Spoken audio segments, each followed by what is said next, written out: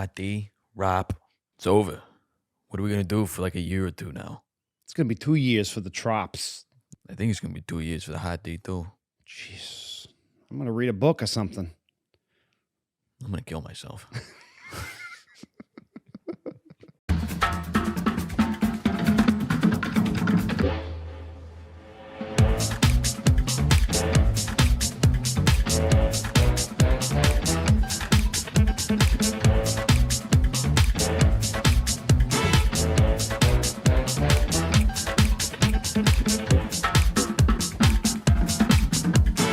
Welcome back to the Gentleman's Sit Down. We are an untraditional podcast. Trying to be traditional gentlemen. I'm Satirius D. Lemitius. And I'm Joshua Callahan. Links in the description down below for the social medias. We got a like button, a subscribe button, a share button, there's comment section. I mean, We need you. Yeah, get Do something. Engage. Yeah, get involved. Huh? Yeah. I'm ready to talk. Wait, so fair warning. This is a spoiler Spoilers. review. So if you don't want any spoilers, stop the video and go watch the damn shows. Let's talk about House of the Dragon first. Jeez, are we going to start with that one? Because It's just finished. It's fresh. I get it. Yeah. Let's talk about House of the Dragon first, then we'll talk about Rings of Power. I do have some stuff I want to say for both, obviously. Me too. But, Like I'm here for both of them. Yeah, exactly. Like, don't get me wrong. As a little geek nerd guy, with fantasy nerd, it's lovely that we have both shows to devour and chew up and eat, and they're both doing it relatively well. And we'll talk deeper into that. Fantasy weekend. It's over now. I know.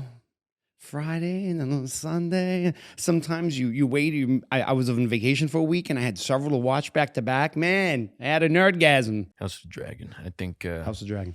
I'm not gonna lie. I'm not gonna lie. By the end of it all, Lie to me. Oh. Lie to me, Satirius. No, I'm not gonna do that. Okay, don't lie. But by the end of it all, I still think House of the Dragon is the better show. My opinion. Jesus. My opinion. Everything has to come down to this. Like, we got to boil it down to what wins over the other, what does it better. Yeah. It depends on your rubric for what is best. That's true. I get you. That's true. Like, that's true. you're an auteur. You're looking at cinematography. Maybe let me guess. Yeah. Let me guess.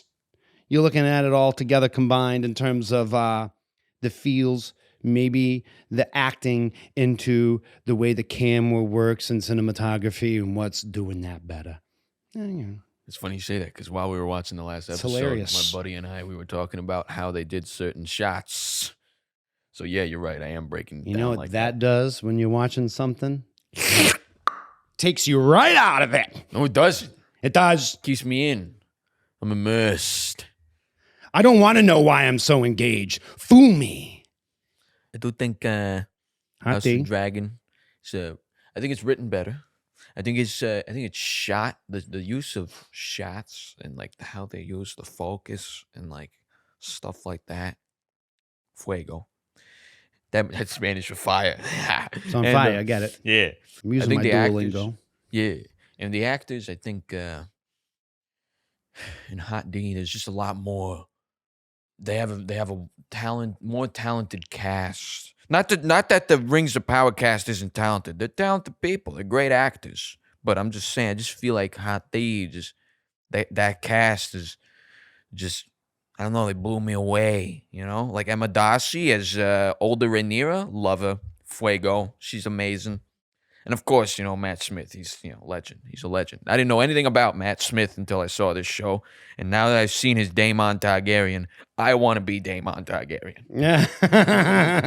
It explains why you're dressed like this, man. You got the feels for the black, you said earlier. Yeah. Right? Yeah. I'm Team Black all the way. I don't care if the sons are bastards. Suck my cock. I am full blown Team Black. Fuck the Greens. Allison's a dumbass. She's beautiful, Olivia Cook. Jesus Christ, she's gorgeous. And she's a smart ass. Great actress. I think what makes her so, listen, I like Allison. I think she's a formidable kind of character. I think she's playing, whoever the actress is playing that role really well. Like, they're both playing mothers. They're both trying to protect legacy. Yeah. And that's what the show maybe is about. Like, I mean, there's a song in there, like Dreams, Ice of Fire. What brings a leader into their own, And then, so like Rhaenyra is like, I've got to do this for my father. And as soon as something happens to one of her children, she does that slow turnaround. Like, Cracked. She's lost. Listen. She's pissed. Listen. I couldn't, wait, please. I just like, first of all, your father's over there. You care so much about your father. Why are you at Dragonstone? Why don't you hang around the Red Keep for a little bit? You know something's going on. You know someone's going to die. Why are you flying off to Dragonstone? Huh? She doesn't feel welcome. No, she doesn't feel welcome. She's supposed to be the next in line. Why is she off at a different castle? Well, riddle me this. Well, there's, it goes with the lore. It's tradition for the seated heir to sit at the seat of, Dragonstone. And then you wonder why they're gonna like prop up a king right under your nose when you're not looking, you're not there. Well, they didn't have social media. They didn't have the Instagram to like go, look what we're doing. We're raising the king up. Like, if Rhaenyra, see, that's another thing. Why you got these names all alike? Come on, George R. R. Martin. I know you have better name, little catalog to go off of. Like, come on. Listen. Well, I think it's great. There's a lot of like questions that popped up. Yeah. And I get it. The drawing parallels. And then, oh my God, I had so much to say about this, and it's all swirling around in my head because, like, I get it. They're setting up this civil war, right? So first of all, you have Rhaenys who's like playing both sides, like, don't kill me. Yeah, like, I know I'm a valuable asset and you need Driftmark and the ships and we don't know what's going on with Corlys and stuff like that. So you're going to keep me safe, but you're going to lock me in a fucking room? All right. So she goes to the thing. She sneaks away to the dragon pit, gets the dragon, comes up, badass move. Like, decides not to kill, saying, this is not my fight. This is not my war. I'm not going to blow fire on you and destroy this whole mockery that's going on because you heard a whisper from a dead guy?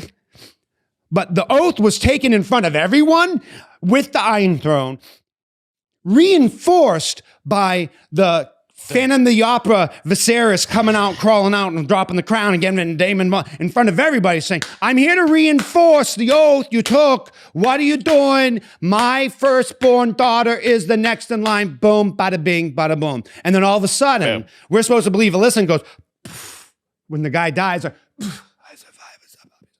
Oh, I get it. My son is to be next and Aegon is to da-da-da-da-da. And everybody goes for it. And everybody's been plotting and scheming, even though we had several things going on where the king goes, all right, this is the way it's gonna go. For God and country, Targaryen, Rhaenyra. But that's the point, you see? The High Towers, Otto, the douchebag, all right? He's been doing the plotting and the scheming from the beginning. And that's why Alicent is like, are you fucking kidding me? Here's the thing. Here's why I like House of the Dragon's writing so much. I find myself rooting for both Alicent and Rhaenyra. They're doing a good job of that. I like that.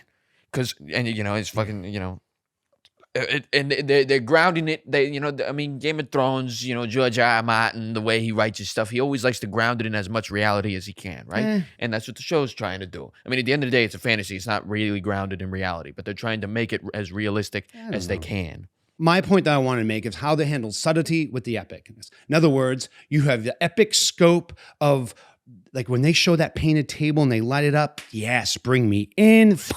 Here's who's on our side. And I'm like, there it is, strategic. I love it. It's a game of chess. But when you boil down to it, there's some whole, like, choosing the time jumps, it's confusing. I know they got to set it up and I just get this feel that they're just stretching it out and they're setting it up and the big, okay, so about to go to Civil War. I'm going to send my two only sons. Okay, so what? They're on dragons, off to deliver messages and not think nobody else with another dragon is going to be out there. Well, they weren't. And I'm sorry.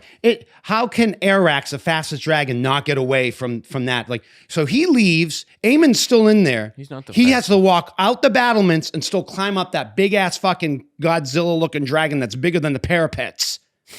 And all little Luke has to do is go bleep, bleep, and he's off. But all of a sudden, fucking Vagar, whatever the dragon, is on top of him. Okay, it makes for a good scene, and I liked it. But Arax isn't. They didn't say Arax was the fastest dragon. Not fastest dragon. Did I say fastest? I'm sorry. Like a faster dragon because he's smaller, more agile, and go through the things. He's a baby dragon. Vagar's old and slow. No, not slow. Just he's not slow. Old just and powerful. Well, she's a she. Vagar's a woman dragon. Okay, now you're getting me on like little bits. Like, well, let's go to the bigger picture. Okay, I don't care about the sex of the dragon. I'm just saying. I'm informing you. He's got to climb up that big rope ladder. Yeah. All of a sudden, he's out of the castle. Boom, past the parapet. Because on the other side of the parapet, you see the Godzilla thing reaching out, Vagar's climbing supposed up. to be the most powerful and experienced dragon of the time. Yeah, I'm not going to die on this hill. I get it. They're setting it up for that. He's bigger, he's meaner, and all this stuff. Yes, I get it. Well, it's like when you call a dog a he, she. Who gives a shit? The owners give a shit. Season 1 clearly was the big build-up. The whole season was supposed to introduce you to characters, build you up into the war, and then at the end, you see what causes the whole war. The incident that causes the whole war. Inciting incident for the Civil War. Get it. I'm there for it. Yeah. I think you're being really forgiving. I don't think so. Of some poor narrative choices. Well, yes. Overall, better than, I would say, overall, some narrative choices, because you're dealing with a more finite set of storylines. Like, right? Okay, who's taking over the throne? Boom, here we go, write it. Whereas, the Rings of Power, when you get into that, you're talking about an age that is controlled by an overpowering evil. Go. Yeah. Like, well, that's like a whole continents and stuff. So here's the thing about House of the Dragon. They tried to do things a little differently. They made Rhaenyra and Alicent friends when they were young kids. In the books, Alicent's actually a little bit older than Rhaenyra. And Alicent and Rhaenyra were never friends. And Alicent was kind of with her father on the whole corrupting the king to eventually have a high tower on the Iron Throne. You know what I'm saying? I think the show wanted to make her be a little more likable because they wanted to do more of that. Like they wanted the crowd to feel conflicted and want to root for both, right? Because they wanted to do that. I get that. Yeah. And I think that's why they changed that choice. Because then Alicent would be the villain, the Greens would be the villain the whole time. And I think they didn't want it to be so black and white. They kind of wanted to do a little Game of Thrones-y a little gray and confusing. Yeah. So whatever, you can dive deep into what with the changes with the original text, with, in terms of the lore and the narrative, like with the original text and adaptation. I get it. They want to, they want to make it its own thing. And they do. It is more intriguing to feel this, why Aemon says, no, Luke is dead, and the dragon, you didn't listen to me. It creates turmoil. And yeah, you are supposed to like all these people and get them because it's a longer show. When you read the book and you turn the page, you're on to the next thing, and then it's a finite storyline for 300 pages, 600 pages. Come on, it's George R. R. Martin, probably 900 pages. Yeah. But, you know what I'm saying? Like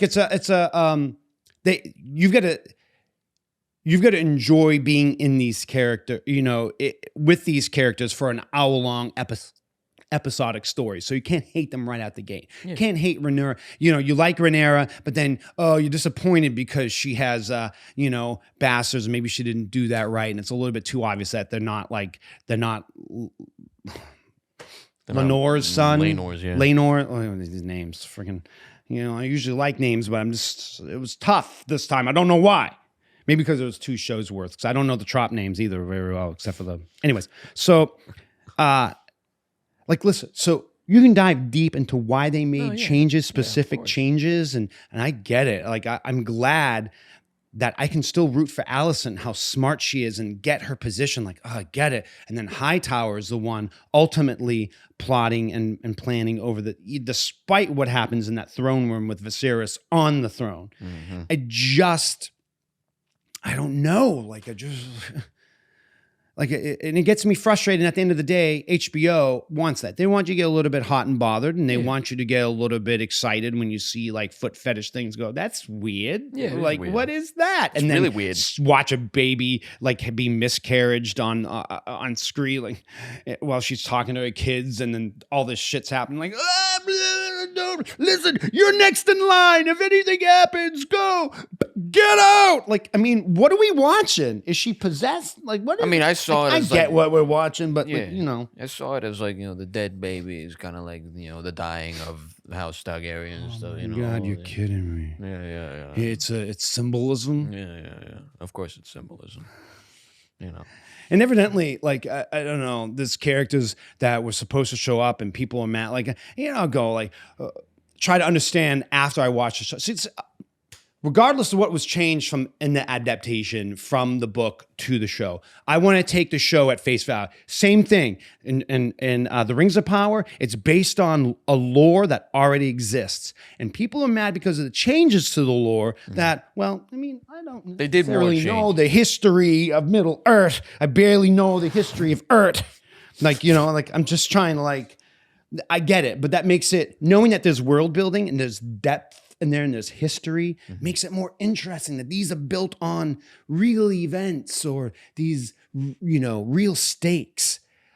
But just, I want to take in what I was devouring from the show itself and see if that meshes and does well. Like, I know that the Illucidor or whatever is supposed to, Isildur is supposed to come back, and I know Numenor is supposed to have some things going on, and then this fucking Ishtar guy, I don't know. Istari. It's a bad movie in the 80s with Dustin Hoffman. Is like, that's Ishtar, that's different. I get it. But listen, are we transitioning? Yeah, well, like you said what you said about Hot transition to D. Rings of Power. Let's transition to Pretty Rings of much, I enjoy it. It does subtlety more so, and it does the epic. When it gets to an epic scene, there's a more orchestration, and it's more evenly enjoyable in that. But yes, but the they story do for shorten myself, some stuff. I agree. Like you had some strifes, I guess, with how they, like, some stuff was kind of happened rapid fire, like the Kristen Cole Rhaenyra romance ended quite quickly. And then all of a sudden he hates her. I agreed. That was a little rushed. And I was like, guy shows up with the crown from the king. One night go sneak in the thing and you get the crown. That doesn't surprise me too much. It's not a big deal. Like, I didn't like the ending of the finale. Like, that could have been a bigger deal, like a knight errant mission. Like, right. how that knight switched. Yeah. But not that I didn't like the ending. It's just, I felt like it just ended abruptly, kind of. Like, I wanted to see a little more. I wanted a little more. Like, I knew they were going to leave me on a cliffhanger, but they left me on a hard cliffhanger. No. I wanted a little more. They left you on the queen turning around. She's pissed. Like, yeah, no kidding. Okay. That's where you're going to leave me? That's the cliffhanger? Yeah. She's mad because one of her baby sons, who always looks like he was taking a shit in his pants, dies. Like, I mean, come on. Look, no, I felt bad for him. I mean, we're talking about a fictional character in a fictional world. Okay, like, listen, I don't want to see kids die on dragons. I don't want that for kids. I don't. But I'm just saying, in the story, like, this guy is like this kid. Like, he doesn't want Driftmark. He barely wanted to go on the dragon. He barely wanted to put his hand on the book. Like, yeah, I promise. And he's shitting himself the whole time. Like, okay, I get it. He's supposed to be, he's young, he's rising to the occasion, becoming a man. I get it. Yeah, he's being a courier mission. Yeah. But your mother knowing this, in the world that she lives in with dragons, she's very much aware. She rides a dragon herself. Yes, you fly off to Storm's End, and you tell them, you made an oath. But she gave him the easiest mission. She didn't think Aemon with Vhagar was going to be there to eat his son. Right? Or her son. Yeah. We shouldn't think that any dragon is anywhere going to eat your son. That goes without saying. Listen. But at wartime, they propped up a king. A dragon storms out, growls at the whole thing, killing innocent people, by the way. We didn't even get into that. Flies out the door and like, oh, that just happened. You don't think there's going to be some retaliatory kind of like, you don't think they want Storm's End? I'm saying take a look at Garrison.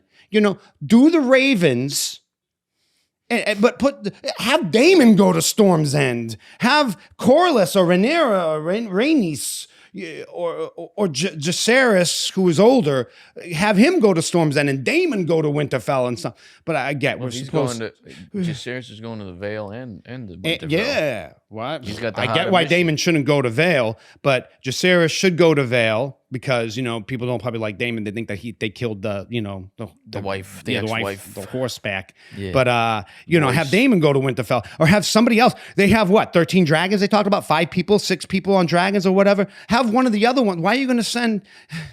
Okay, I get it. They're supposed to be protected. They're supposed to be protected by the code, which they didn't follow when they propped up Aegon against Viserys' wishes in front of everyone because of some mouth fart that he supposedly said to Alicent in the room when he was dying. This is what I'm getting. Yeah, so everybody believes Alicent. No, we've got to do, but because it feeds what Alicent is saying, it feeds into what they want, which is to prop up Aegon and high towers and the Greens, take out the Targaryen. Yeah. I get it. Yeah. It's intriguing. Look, I'm sweating here. It's doing its job. But I'm little, I'm suspect. I'm suspect. All right, well, I'm glad you let a tangent out on Heist of the Dragon because I'm going to let a tangent out on Rings of Power. I'm telling you right now. That's not a tangent. That's directly related to House of Dragon. That's not tangentiary. That's literally. I'm saying you're making a tangent on what your weak points of what you see in House of the Dragon. I'm going to give you the weak points on Rings of Power because I got a lot of things to say on their writing choices that I don't think were good. And I think they made a lot more mistakes than House of the Dragon, in my opinion. I expected more from Game of Thrones. I expected less from Rings of Power. I'll just say that. And I will also say that in terms of a nice, compelling story that has the court intrigues, House of the Dragon is for that. That is for you. Oh, and we have little wisps of epicness where they show battles and dragon fights, and there's probably more to come in the next seasons. So I'm on board. Rings of Power gave me maps and epicness and 6 storylines that have its own feel and vibe and its own music, and it's upbeat, and so it's dour and upbeat, and it's a little bit of a bigger scope. I'm just saying, if you list that for me, I'll be more interested in that. And so I got that from the Rings of Power. Not that I'm not going to watch the other one because I'm here for that. But yeah, so here we go. It's Rings of Power. So Rings of Power. Talk to me. You liked it more than I did.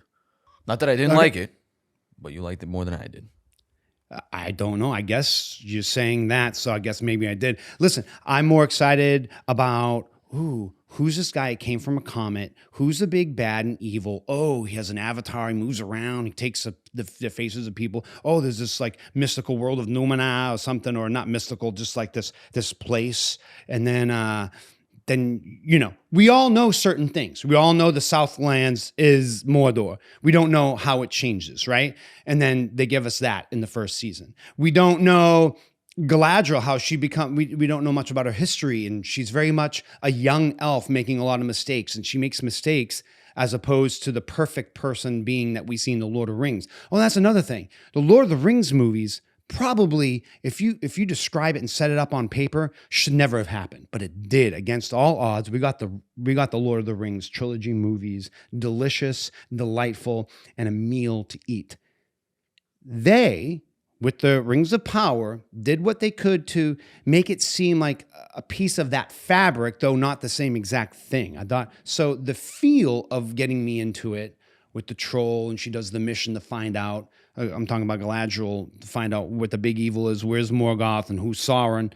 I'm here. It's like a mystery. I'm here for that. I was there for that. And this epicness, running fast on horses to somewhere. I don't know where she's going, right? She's on a boat going into a storm cloud, which is Valen, and she jumps off the boat. And I'm like, okay, all right, this is great. And then we go to Numenor, we see beasts, and the CGI was really, the music was really good, the cinematography, like when Mordor turns into, when the Southlands turned into Mordor, it was beautiful. So overall, my take is I enjoyed that season a lot more in terms of the journey. It gave me a lot more in terms of, it gave me those battle scenes that I wanted. It gave me the lore that I wanted, the story. And we can say the acting, I will agree with that. Acting's just fine for the show that we got. And maybe the acting in Hot D is a lot better, especially for Viserys. He should win all the awards. I don't think anybody in the Rings of Power can equal to what's good, what the guy, I can't remember his name, Viserys did. Yeah, I forgot his name too. He's a legend. He's well, definitely going to win the Emmys. Yeah, we'll remember his name because he's going to win all the awards. He better. Yeah. And then Matt Smith, just be giving it to him because Matt Smith is probably not fair, but he's But he's really also good. He's really good. He's He's a really it's good actor. undeniable. He's undeniable. He's really good. This is the problem with this is We Matt got a lot of new Smith's problem. faces in this. Well, this is the problem with Matt Smith. Matt Smith is already known, and people know what he's capable of. Yeah. So when people become used to how good you are, they start to expect more of your greatness, right? And they take that greatness for granted and don't. And that's kind of Matt. That's gonna start doing some becoming pretty good Matt things. Smith's problem. That's gonna start becoming Matt Smith's problem. People are gonna start taking. They're gonna take. Like you said, they're gonna fucking. They're just gonna get used to his greatness. He and they're gives gonna good expect more. side eye when they film him like reacting. He gives like a good. You know exactly what's going on behind that mug. He's reacting to the act. Yes. That's what makes him great.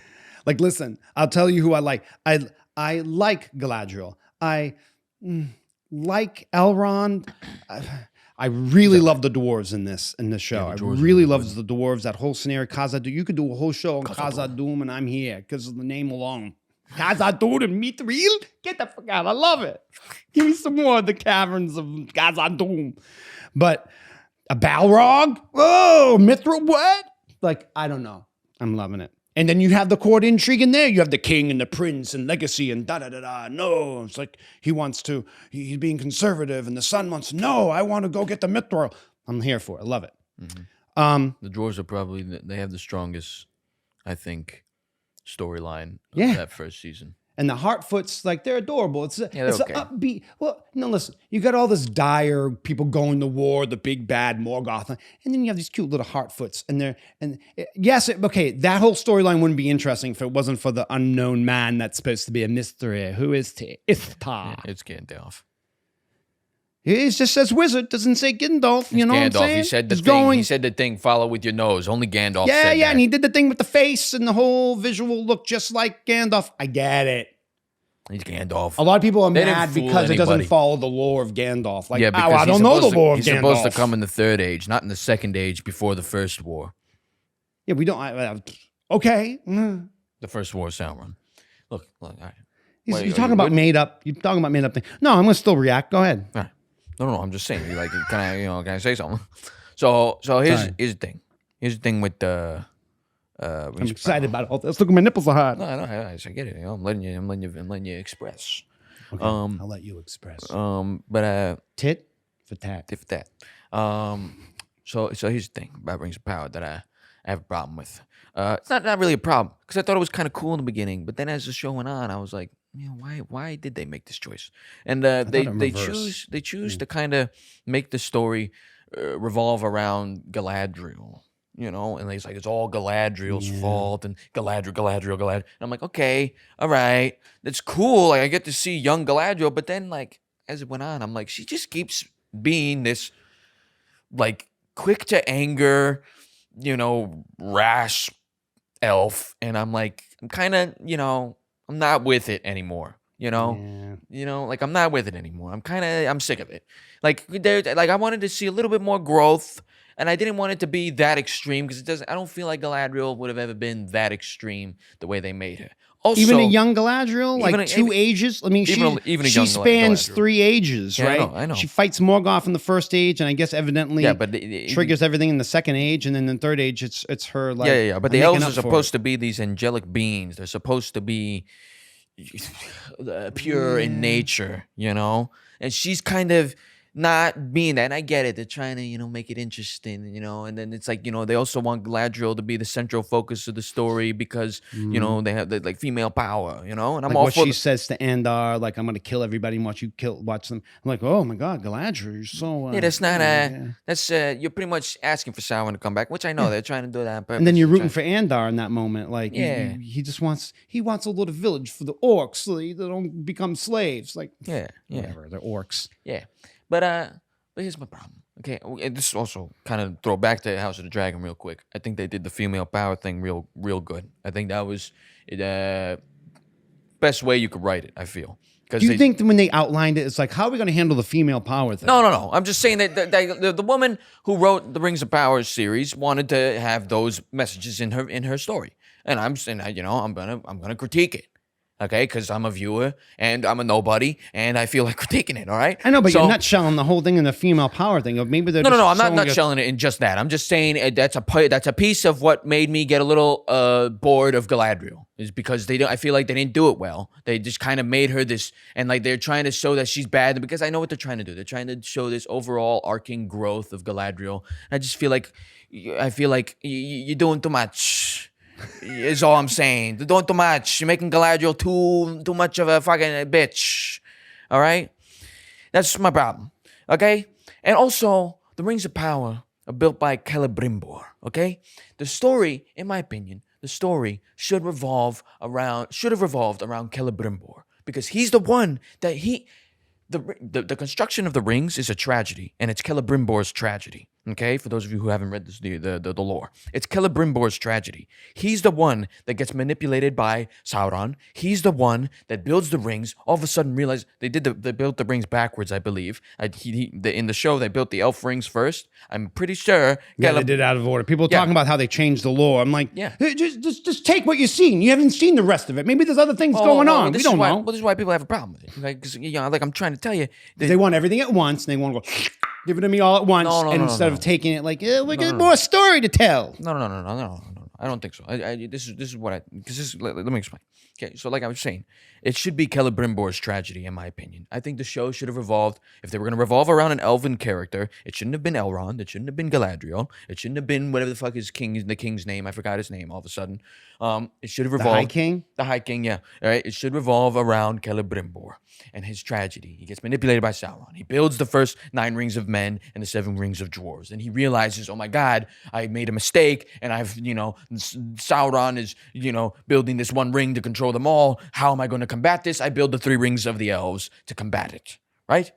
And then in the end, Celebrimbor, well, I don't know if you want that spoiler. I don't know if you want the ending. Well, obviously they're doing differences from so if you spoil the lore, maybe you won't necessarily spoil the Rings of Power, and maybe that's the point of the adaptation for both those shows.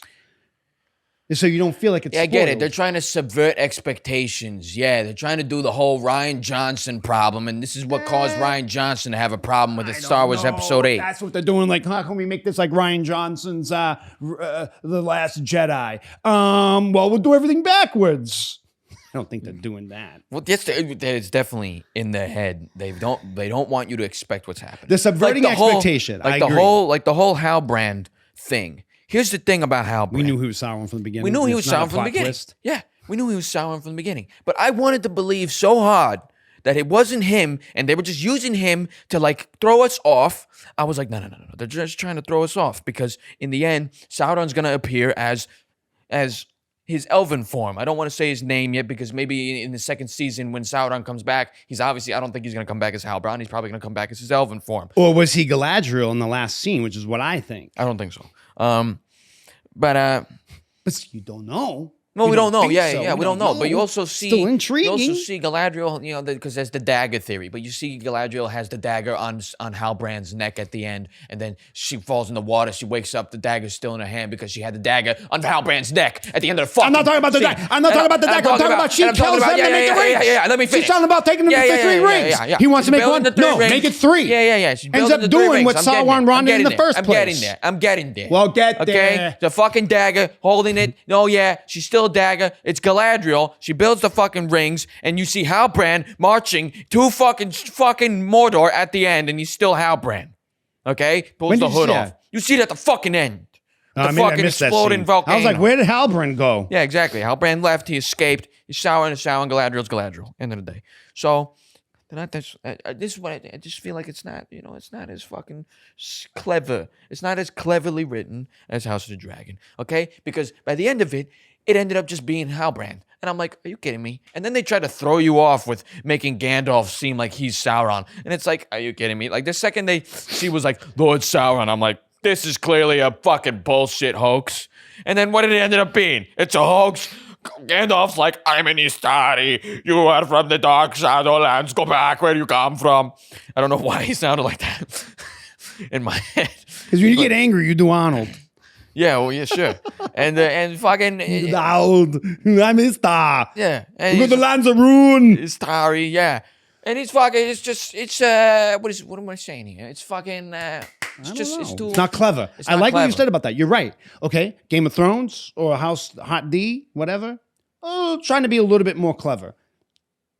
It's so too clever for their own good, I think. But the Rings of Power is trying to subvert your expectations, but they're not really fooling. Like, for instance, Halbrand. I didn't know who this was. He was the king of the thing, but I thought it's suspect that all of a sudden I didn't believe his whole story drifting, but I didn't believe it was Sauron. But see, the people who have the lore knowledge, who know the lore, were like, oh man, you're doing that. The whole time they're pissed, they're confused, or they're frustrated because the plot twists aren't real plot twists because they know what happens. Like, we know that Isildur or whatever is not dead from the thing because he's got to come back and do his thing. And then, but they're setting it up. You know, they're setting things up, and maybe they're not doing it as clever. But what they're doing that is clever is this beautiful mapping of a world and showing things happen in different places and how they're all related. I do like that. They talk about this, people mad about the Balrog. Balrog's not supposed to be woken up. It's like, Mithril? It's like, I don't know any of that. Why are you yelling at me? It's like, you know, what they're showing me, but the little, like the beautiful story of the guy fighting the Balrog and the electricity going down the mountain and creating Mithril, like whatever. Like, delicious. I like it. It's like, you know, it's mystical. It's mythology of the world. Morgoth, Sauron can change shape. Let me believe that maybe Galadriel, like Sauron took Galadriel's shape and convinced and forced them to like had the thing. Or maybe not. Most likely not. She's making a mistake in her own hubris. They all have hubris. Elrond has hubris, but he's just. I don't know. Here's the thing. People getting mad about the elven short hair too. Like, get over it. Come on. I don't like the elven short hair. It doesn't make any sense. The elves should Makes have sense for long hair. what? Because they're elves and elves don't make sense. They're supposed to be long haired, pointy ears. Because they live for thousands of years. So this is End of discussion. This is the end of discussion. They should have long hair. End of discussion. Elves don't exist. Guess what? It's a mythical creature that you can impress on it any kind of the magic that you want over the millions of years. You can't make a pompadour. You can't make elves pompadours. This fucking Sonic the Hedgehog hair. Not pompadours. Sonic the Hedgehog hair. It's Sonic the Hedgehog hair. It's like a crew cut. It's disgusting. And it's not. It's disgusting. unelven. It's unelven. Right? Daemon Targaryen looks more like an elf. You were there. Daemon Targaryen looks more like an elf than these fucking people. That was the whole point of Targaryens. He ripped that off. George R.R. George R.R. Martin ripped off J.R.R. Tolkien. I would say inspired by. But anyway. Isn't that what ripped off is? Oh, it's a euphemism. Euphemism for takeover. Euphemism. It's a euphemism. Inspired, you steal. Inspired, plagiarism. So, anyways, this is what I'm going to say about Rings of Power. So here's the thing. Here's the thing that why. So OG fans of Lord of the Rings are really angry at the show Rings of Power. But OG fans of House of the Dragon, Game of Thrones, reading all the lore, knowing all about the Dance of the Dragons and all that stuff, they're less mad because here's what the shows did. Yes. No, listen, here's what the showrunners did when making the House of the Dragon show. They stayed very devoted, I would say, or they honored the source material that they're choosing to make a TV show about.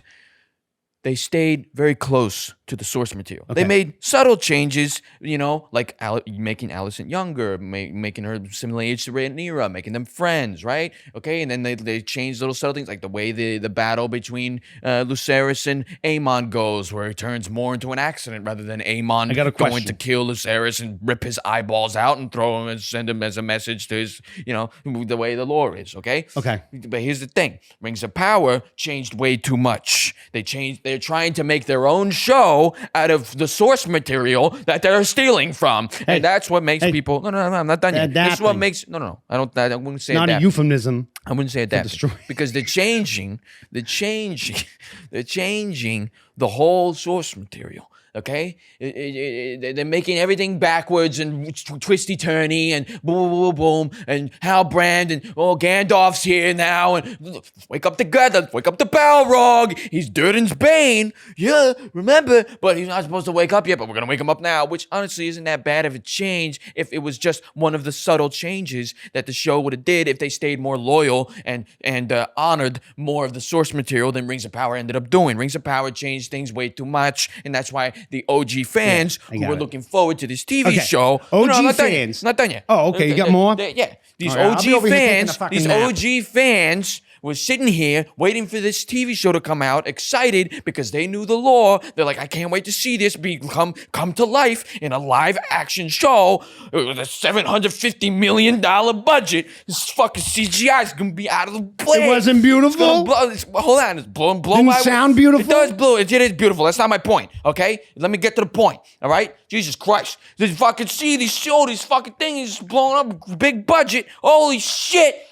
I watched the show. Everything I've ever fucking read when I was a little fucking kid growing up is fucking being butchered and fucking assembled because they want to change the fucking story. Instead of staying loyal to the source material, they wanted to take the source material, then just paint over whatever new thing they wanted to write. I'm a genius. I'm writing a whole new original story based off of what J.R.R. Tolkien created. I'm not going to honor the source material as much as I want because I want to make this whole fucking new thing.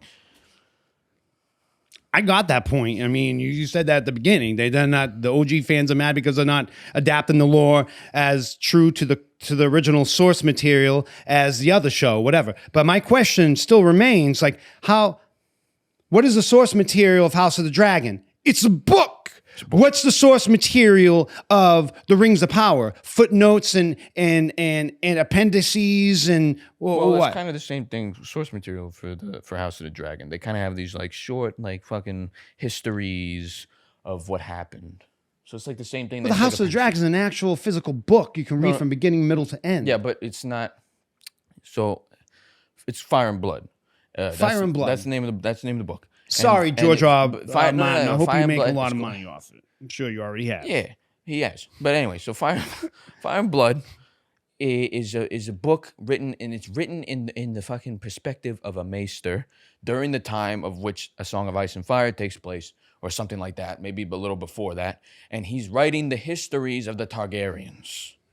But the show is showing us what really happened. Maybe that's why changes were made. Yeah, maybe. Maybe the Meister, he didn't really know the full story. Yeah, maybe. Meister, tomato, tomato. Maybe. But the point is, it's the same thing. They're drawing, like the argument is Rings of Power is drawing from fragments of information from the second. No, it's not an argument. It's a question. What question? It's a question about the source material, what they got to go on, and what kind of freedoms do they think they have because there's less information to a source material to write from. And so do they have more of a clear or blank canvas to draw with their story? Mm-hmm. Like, it goes back to this, all right? 3 points. Do I get crazy unreal about the comic books that I love when I see that they're turned into movies and adapted? Yes, but that keeps me excited to see what they're doing. The adaptations so far of, like, say, Marvel and intellectual properties and source materials is a lot more close but adjacent. And then they talk about multiverse, and I think it cheapens it, but still, I'm engaged by it overall. Same thing with Lord of the Rings. I've only ever read Lord of the Rings and The Hobbit. Boom, period, the end. I know about the Silmarillion. I know about these little stories that they. I'm not somebody that, when Elrond tells a story in chapter and paragraph about the ancient history of the Second Age, part of me is like, it's like a dream when I'm reading it. It's like this, it gives me depth. That there's something that we don't know the full story of, but he's teasing us and J.R.R. Tolkien is teasing us with the depth of the history that comes to that helps him make a decision now that affects now. Like, we are so much affected by our histories. And that was maybe the point of him telling that, right? And the same thing with George R.R. Martin when he tells, like, in one of those books, and he talks about, Song of Ice and Fire, it was a dream. I'm here for it. Give it to me, right? But I'm not, and I can get mad about how the original source material, oh, it's not the same, but they're writing the story.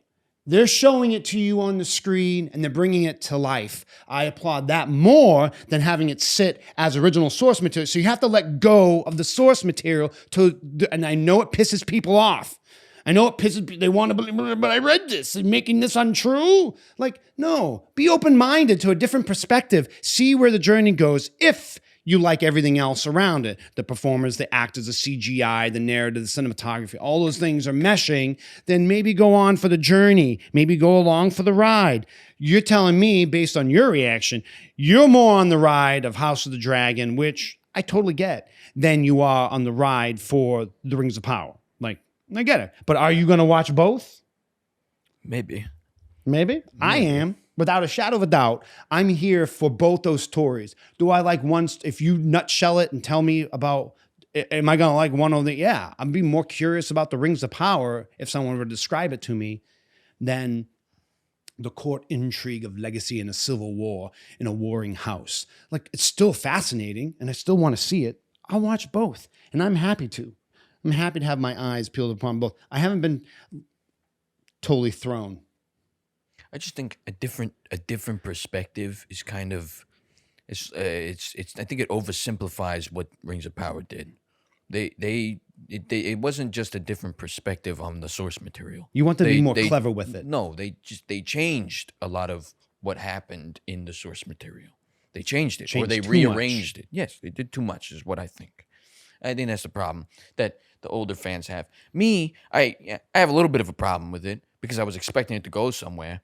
Did the CGI look? It's this really, it's like I said, they painted over it and made it look really nice and awesome and epic. It's because they have a near $1 billion budget. They can make anything look nice with a near $1 billion budget. I know. Okay? So the point is the story itself. At the end of the story, I felt like Galadriel was the same character from the beginning. The only difference is she learned the truth that Sauron. But then at the end, it's like I didn't get a satisfying growth from Galadriel. Okay, all right, you want to make Galadriel the central focus instead of maybe Celebrimbor, who probably should be. Whatever, fine. I like Galadriel. She's established. Let's go with her. But it didn't. They were like trying to make her look like she's this amazingly powerful. Yeah, Galad. I'm like, where is it though? Where is it? Yeah, we know Galadriel's awesome in the Third Age. Where have I seen it in Rings of Power? She hasn't done anything yet. And that's only from a scene too. If you think about the movies, I mean, if you think about the books, there's more there, and they reference her, but she doesn't like necessarily do anything except for like give them gifts. Yeah, am I missing something? Did she do something in the Lord of the Rings? Galadriel gives like these in that scene, knowledge. Right? When they're she gives them in the fucking wood, whatever the fuck it's called, Merkinwood. Yeah, she's giving them like she's speaking to them each telepathically, and she's kind of putting them through their own little adversity, right, to figure out answers, okay, to their problems, their weaknesses.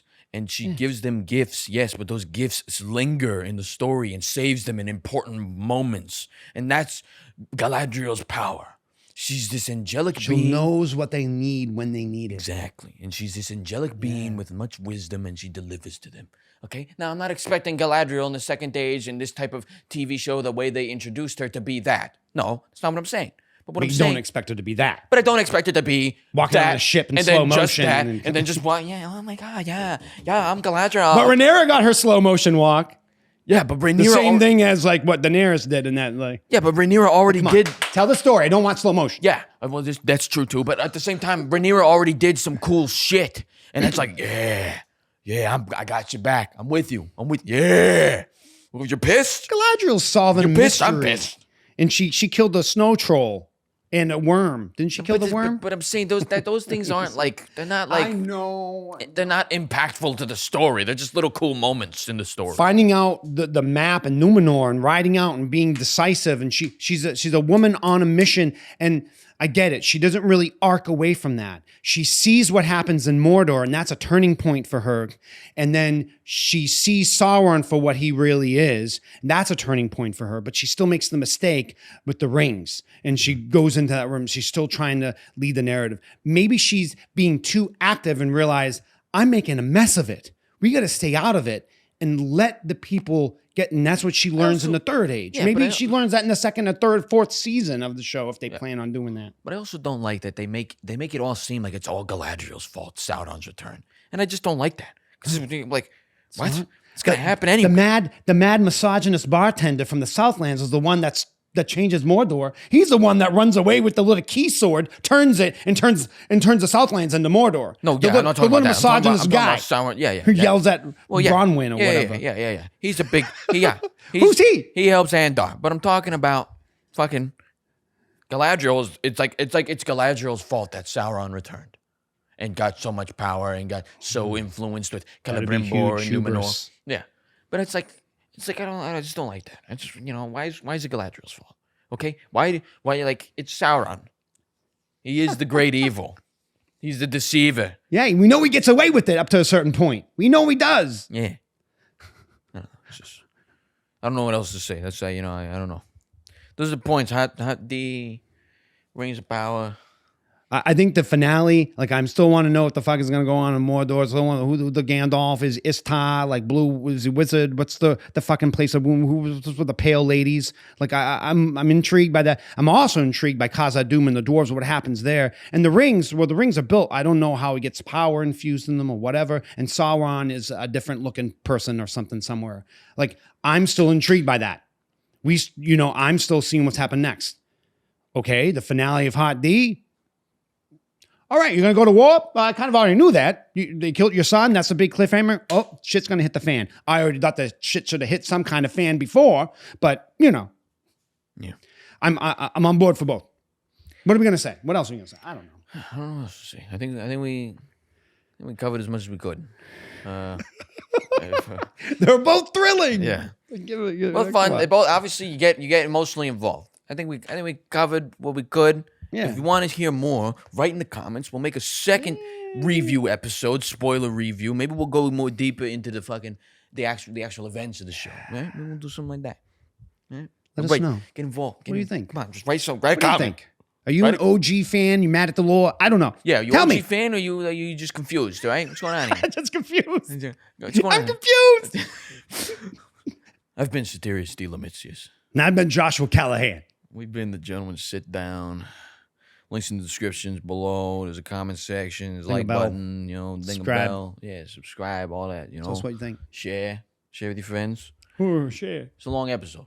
And if you watched all the way to the end, thank you. I guess. It was a long episode. 10 episodes apiece for both those shows. We're talking about them like whatever, right? Yeah. I mean, it's a lot. It's a lot. We're talking about lore, history, characters, and a lot of work went into these. A lot of money went into these shows. Yeah. There's a lot to talk about here. We're being passionate nerds and critiquing what we're seeing. Hey, sorry if we made you feel a certain way because we're yelling at each other. We do it out of love. Yeah, we do it. Yeah.